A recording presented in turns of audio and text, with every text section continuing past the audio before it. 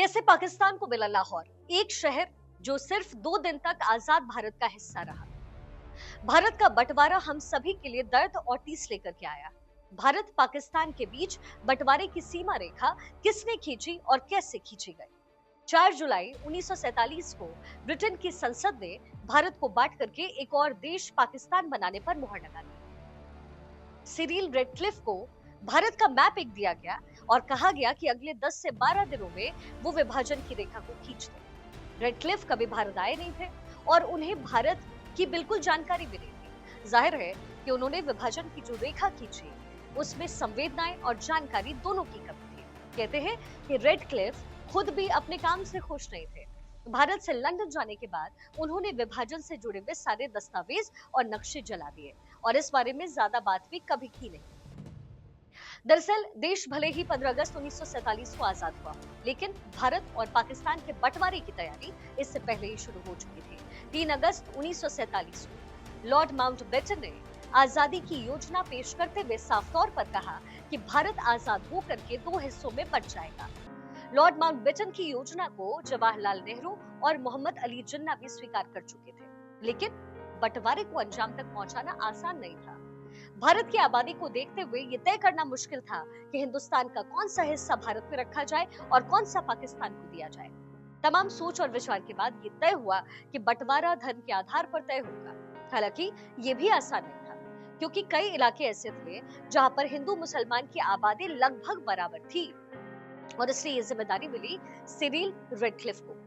Radcliffe कभी भारत नहीं आए थे, तो ब्रिटिश सरकार को लगता था कि वो निष्पक्ष तरीके से भारत और पाकिस्तान के बंटवारे के लिए एक सही इंसान साबित होंगे। उन्हें इस काम के लिए लॉर्ड माउंटबेटन ने चुना। रेडक्लिफ पेशे से एक वकील थे। इंडियन इंडिपेंडेंस एक्ट पास होने के बाद उन्हें जिम्मेदारी दी गई भारत और पाकिस्तान बंटवारे के लिए एक लाइन खींचने की। उन्हें 2 सीमा आयोग का अध्यक्ष बनाया गया, बंगाल और पंजाब का।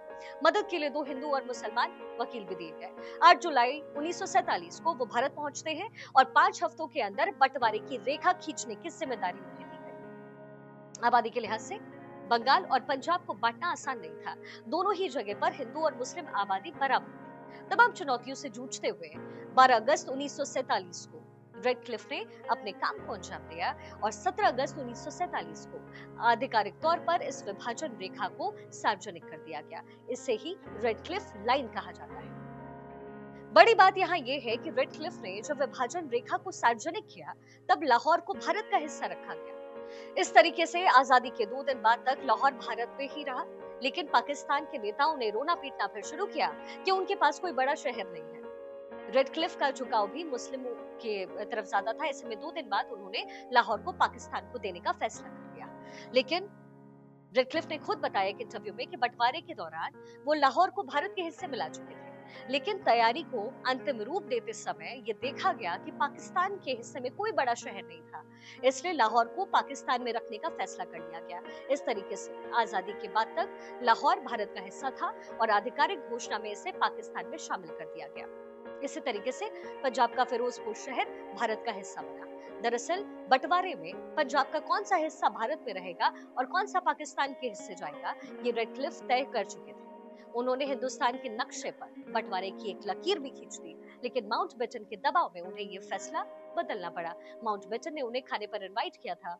यहाँ पर खाने की मेज पर कई जगह इधर से उधर कर दी गई। इनमें फिरोजपुर जिला और तहसील भी शामिल थे, जो ऐन वक्त पर पाकिस्तान से भारत के हिस्से आए थे।